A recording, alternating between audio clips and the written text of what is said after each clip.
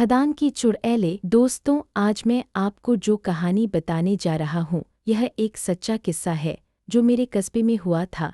दोस्तों, यह कहानी मुझे मेरे पापा ने बताई थी। हमारे कस्बे में एक पुरानी खदान माइन है जो बहुत समय पहले ही बंद हो गई थी। समय के साथ साथ उसमें बारिश का पानी भरता गया और वो एक अच्छे खासे गहरे तालाब में बदल गई।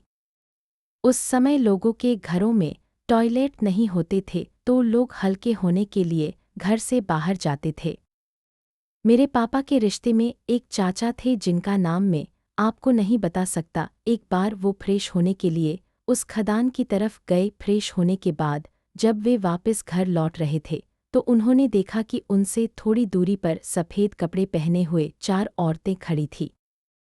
चाचा यह सब दूर से एक झाड़ी में छिपकर यह सब देख रहे थे। वह औरत कभी इधर चल रही थी तो कभी उधर चल रही थी। वो सभी औरतें एक सर्किल में खड़ी होकर कुछ काला जादू रिचुअल परफॉर्म कर रही थी। थोड़ी देर बाद वो सब औरतें रुकी और एकदम से मेरे चाचा जहाँ छुपे थे उस ओर देखने लगी। अब मेरे चाचा काफ़ी घबरा गए।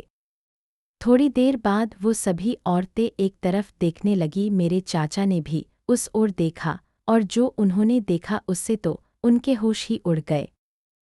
उन्होंने देखा कि सफ़ेद कपड़े पहने हुए एक औरत पानी पर चल रही है और उसी सर्किल की ओर बढ़ रही है। धीरे धीरे करते वहाँ 10 से भी ज़्यादा औरतें आकर खड़ी हो गई और मेरे चाचा की ओर ही बढ़ने लगी।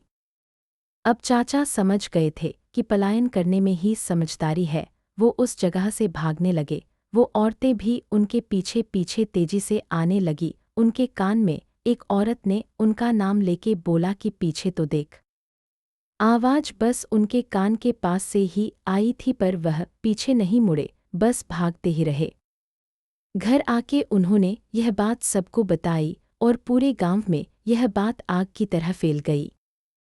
लोग अब उधर जाने से भी डरने लगे थे। धीरे धीरे करके उस खदान की ओर जाना सबने बंद कर दिया। अब उस तरफ कोई नहीं जाता, पर अभी भी कुछ लोगों ने उधर उन्हीं औरतों को देखने की बात बोली है। दोस्तों, अगर आपको कहानी अच्छी लगी हो तो चैनल को लाइक, शेयर और सब्सक्राइब करें।